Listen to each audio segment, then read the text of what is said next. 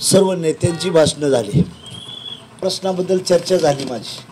गाडगे साहेबांनी सांगितल्यानंतर आमची चर्चा झाली. देवेंद्र फडणवीस साहेब या राज्याचे पाटबंधारे मंत्री आहेत, इरिगेशन मिनिस्टर आहेत. तर त्यांनी सांगितलं की 2-4 दिवसाच्या आत तुम्हाला ते प्रमाणपत्र पाण्याचं मी देतो आणि तुमच्या भागाचा प्रश्न सोडवतो. मतदान 26ला आहे. जिल्हा परिषद आणि पंचायत समिती नगरपालिकेला सुद्धा महादेव जानकर असाच प्रचारला येणार आहे, लक्षात ठेवा. माहिती काय झालंय, आम्ही जिल्हा परिषद लक्ष ठेवत नाही, पंचायत समिती ठेवत नाही, रान मोकळं सोडतो या आणि मग ती वाघ आपलं कुरण लाटतं या. 40 वर्ष आम्हाला खाली देखील सुरुवात केली पाहिजे. परतूरला कसं आहे बघा, राहुल लोणीकर प्रत्येक गावात जाते, प्रत्येक ह्यात करते, त्यांची सत्ता आहे तिथं. मार्केट कमिटी, पंचायत समिती, नगरपालिका, इथं आपली सत्ता असती तर आपल्याला ते करता आलं असतं. म्हणून माझी हात जोडून विनंती आहे, मी विकासावर मतदान मागतो. या मुस्लिम समाजाला सांगेन मी असेल, अजितदादा असेल, आम्ही त्यांच्याबरोबर आहे ना, लोणीकर साहेबाबरोबर. तुम्हाला घाबरायचं काही कारण नाही, आम्ही आहे ना तुमच्याबरोबर. आणि दुसरी गोष्ट, मोदींच्या मनात असलं काहीच नाही. जी योजना केलेली आहे मोदी साहेबांनी ती तुम्हाला मुस्लिमांना बी सवलत मिळते ना, त्यात दुसऱ्या जातीला मिळत नाही असं नाही, मुसलमानाला वगळलं आहे असं काही नाही. म्हणून बांधवांनो, हे मनातलं काढून टाका. मोदीचं सरकार आल्यावर कुठं मुसलमानाची दंगल झाली त्याचं मला नाव सांगा. राम मंदिर हिंदूच्या अस्मितेवर ते बांधलं, पण त्याच वेळेस मुस्लिमासाठी देखील जागा दिली आहे आणि त्याही मशिदीचं काम चालू केलेलं आहे, हे मोदीनेच केलेलं आहे. बांधवा साहेब, त्या कमिटीत मी बी होतो. बाबा हे चंद्रकांत दादा अध्यक्ष, गिरीश महाजन सदस्य आणि विनोद तावडे सदस्य आणि मी बी सदस्य होतो. त्यामुळं मराठा समाजासाठी कुठल्या योजना केल्यात त्याची आमची थमूत आकडेवार आहे. आम्ही तुम्हाला डिटेल देतो बांधवांना. आणि आज जे उमेदवार म्हणत असतील की बाबा हे ओबीसी मराठा, उद्धव ठाकरे डिक्लेअर करणार आहे का ओबीसीला न देता ओबीसीत मराठ्यांना द्या? उद्धव साहेब म्हणणार आहेत का? हायवे काढून आम्ही स्टेट हायवेला जोडू, स्टेट हायवेचं काढून सेंट्रलला देऊ. जिल्हा परिषदेमध्ये पैसा नसतो, त्यामुळं आमचं काय होतं, 1-1 किलोमीटर करायचं. आणि त्या काँग्रेसच्या आमदारांची, राष्ट्रवादीच्या सवयच आहे 5 वर्षात काम पूर्ण करायचं नाही. लोणीकर साहेब, वर्षाला काय करायचं, 1 एकर करायचं, एकच किलोमीटर करायचा, म्हणजे 5 वर्ष गेली. लोणीकर साहेब आल्यानंतर एका झटक्यातच त्या माणसानं काय केलं, किती किलोमीटरचा रस्ता झाला साहेब? 1100 कोटीचं नाव. किलोमीटर किती झालं? 117 किलोमीटर. बघा, म्हणजे भारतीय जनता पार्टी, शिवसेना किंवा राष्ट्रवादीच्या माणसांची नियत किती साफ आहे शेतकऱ्याबद्दल याचा विचार करा. म्हणून आमची तुम्हाला कळकळीची विनंती आहे.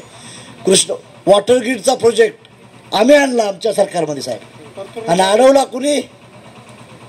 उद्धव साहेबाचं सरकार होतं आणि पवार साहेबाचं सरकार होतं ना, आणि काँग्रेसचंच होतं ना. मग आमच्या मनात काय होतं, आम्ही बजेट देखील पास केलं, तर बजेट देखील बांधवा. म्हणून शेतकऱ्याचं सिंचन झालं पाहिजे, आमच्या युवकांच्या हाताला काम मिळालं पाहिजे, म्हणून MIDC पाहिजे आमच्याकडं, रोड चांगले पाहिजेत, आणि हेल्थची सर्व्हिस आमची चांगली पाहिजे, शिक्षण आमचं चांगलं पाहिजे. ह्या 5 मुद्द्यावर मी मोदी साहेबांना विनंती करीन, आणि जास्तीत जास्त फंड माझ्या पार्लमेंटरी सीटमध्ये कसं आणता येईल हे करण्याचा प्रयत्न करीन. बांधवांना, दिल्लीमध्ये बसायचं असेल तर अधिवेशनाला बसावं लागतं, तिथलं समजून घ्यावं लागतं. Who is the ruler and who is the implementer. कायदा कोण करतो आणि कायदा कोण राबवतो ह्याचं गणित समजलं पाहिजे. आमचे खासदार महोदय पार्लमेंटमध्येच बसत नाहीत. आमच्या महाराष्ट्रातले 2-4 खासदार सोडले तर पार्लमेंटमध्ये काय अवस्था आहे आमची. ते पुढचं बोलतंय काय, ह्याला काय कळत नाही, आणि हे उठून जातंय बाहेर. अशी अवस्था आमच्या मतदारसंघाची. कोण भलं करणार आहे तुमचं? आज साऊथचे आमदार, तामिळनाडूचे खासदार सर्वात जास्त बजेट घेऊन जातात. तेव्हा घटक दलाचा नेता म्हणून मला बोलवलं होतं अनुमोदन द्यायला. मी आमदार नव्हतो, खासदार नव्हतो, सरपंच नव्हतो. त्यावेळेस गडकरी साहेब आणि मुंडे साहेब खाली, आडवाणी साहेब, राजनाथ सिंग, मोदी, अमित शाह, आणि बरोबर महादेव जानकर बसलाय. आणि माझं नाव सभागृहात पुकारलं सेंट्रल हॉलमध्ये, मोदीला समर्थन देण्यासाठी, अनुमोदन NDAचा घटक दल म्हणून देण्यासाठी. त्यावेळेस मोदींनी शपथ घेताना संविधानाचं पुस्तक खाली टाकलं आणि असं झोपून त्यांनी नमस्कार केलं. त्यामुळे दलित बांधवांनो, संविधान वगैरे बदललं जाणार नाही, हे मनातलं काढून टाका. काँग्रेसला प्रश्न विचारा की तुम्ही 80 वेळा घटनेत दुरुस्ती केलेली आहे, 80 वेळा घटनेत दुरुस्ती केली आहे, त्याची चर्चा तुम्ही करत नाही. आणि नोगाला मताला आणि परत तिसरा समाज म्हणला की मराठा समाजाबद्दल.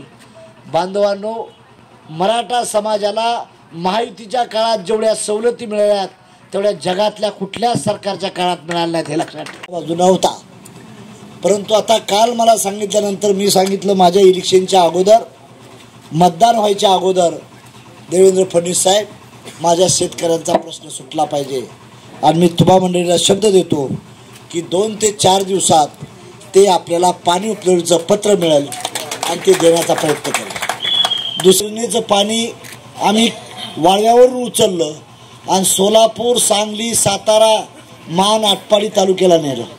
ते पाईपलाईनच्या द्वारे पाणी नेलं. आणि तुमच्या इथं तर गोदातीर वाहती आहे. हे मागच काम टोपे साहेबांनी करायला पाहिजे होतं, पण त्यांनी केलं नाही. नदी भरपूर आहे पण पाणी प्यायला सुद्धा नाही.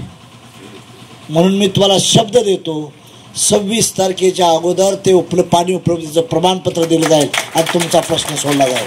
आणि एवढंच नाही तर ह्या भाग 100% सिंचनाखाली कसा येईल हे पहिलं माझं प्रायोरिटी राहील. कमी फंड पडला तर मी मोदींना भीक मागीन, त्यांचे पाय धरीन, एकनाथ शिंदेचं पाय धरीन, अजितदादाचं पाय धरीन, देवेंद्र फडणवीसचं पाय धरीन, तर तुम्हाला पाणी दे. आणि नुसतं आमचे पाणीदार मंत्री आहेत, त्यांनी ती योजना गाडगेसाहेब केली होती. माणसाला नीट डिबेटिंग करता आलं नाही. तो कारखाना लातूरला गेला, परभणीचा कारखाना.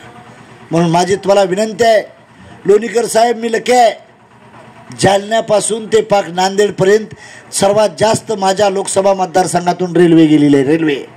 आणि ह्या रेल्वेचं जर नीट काम केलं, व्यवस्थित डेव्हलपमेंट केली, तर आमचा येणारा फळबाग, शेतकऱ्याचा माल डायरेक्ट दिल्लीला जाऊ शकतो, अशा योजना मी आणणार आहे.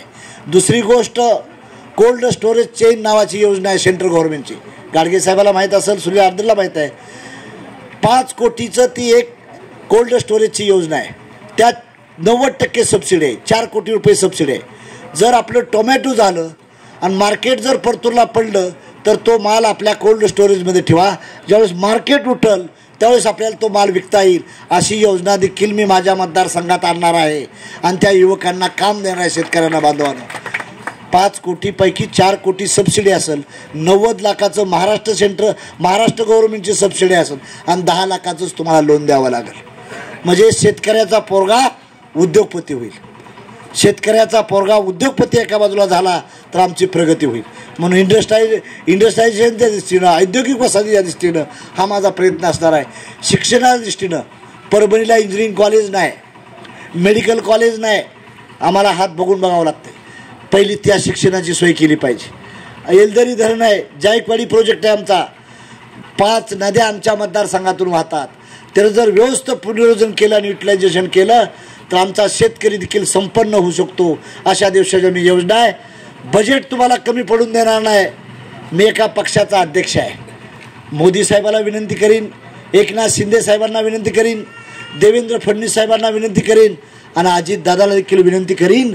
आणि मी सांगीन की माझ्या मतदारसंघातल्या ह्या समस्या आहेत, मला हे झालं पाहिजे, त्यासाठी मी आग्रह धरीन. बांधवांनो, म्हणून विकासासाठी एकदा चान्स बघा, एक 5 वर्ष चान्स देऊन बघा काय होतंय ते. देशात पंतप्रधान मोदी साहेब होणार आहेत. आपण त्यांना साथ नाही दिली तरी ते पंतप्रधान होणार आहेत. पण आपल्या भागाचा विकास करण्यासाठी मी तुम्हाला मत मागतोय. माझं मत हे देशाच्या विकासासाठी मत आहे, मोदी साहेबासाठी मत आहे. माझं मत हे तुमच्या इथल्या लोणीकर साहेबासाठी आहे, इथलं मत तुमच्या खरात साहेबासाठी आहे. ह्याच्या विचारानं मी मतदान तुम्हाला मागतोय. एकनाथ शिंदेसाठी मागतोय, अजितदादासाठी, देवेंद्र फडणवीससाठी आहे. म्हणून बांधवांनो, कळकळीची विनंती आहे, शेवटच्या 2 टप्प्यात जातीय कलर देण्याची शक्यता आहे, त्यापासून सावध राहा. शत्रू फार प्रगल्भ आहे, एवढं सोपं समजू नका. त्यांच्या रिसर्च सायंटिस्ट चाललेलं आहे, पण त्याच्यावर देखील आपण जनतेनं मात करायचे हे लक्षात ठेवा. आणि 26 तारखेला मतदान दिवस बाहेर जी आपली लोक आहेत जिल्ह्यात, पुन्हा मुंबईला, त्यांनाही बोलवून मतदान करून घ्या. ग्रामपंचायतीपेक्षा आहे लोकशाहीचा उत्सव मोठा आहे लोकसभेचा. कारण लोकसभेत समाजाच्या हिताचं कायदे बनलं जातात. म्हणून माझी विनंती आहे, इथं 100% मतदान करून घ्यायचा प्रयत्न करा. जाती तेढ करू नका, विकासाला संधी द्या आणि एक बार शिट्टीला शिक्के मारून दिल्लीला पाठवा, एवढीच विनंती करतो. आपली रजा घेतो. जय हिंद, जय भारत.